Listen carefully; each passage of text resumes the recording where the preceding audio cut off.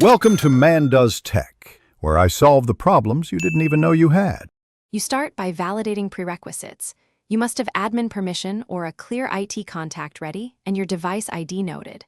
Once done, back up personal files and unlink any personal accounts so data isn't lost during removal.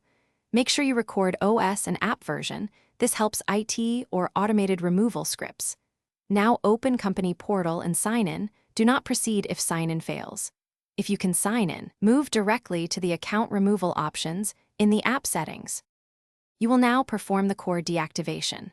Once in Company Portal, navigate to Settings then Devices and tap the enrolled device. Select Remove or Retire. Tap Confirm and Authenticate when prompted. This tells MDM to unenroll the device.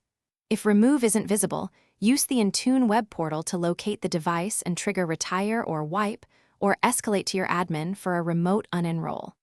Make sure to wait until the app reports completion before rebooting, as the MDM may finish by rebooting the device and checking that Company Portal shows unenrolled or requires sign-in. That confirms removal. If the app remains, clear app data, force stop, then uninstall, only reinstall if explicitly needed. Make sure to double-check that corporate profiles and VPNs are gone from device settings.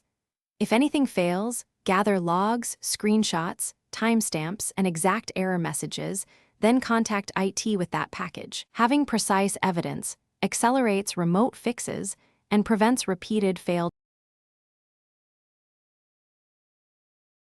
Thanks for watching. If you found this helpful, don't forget to like and subscribe.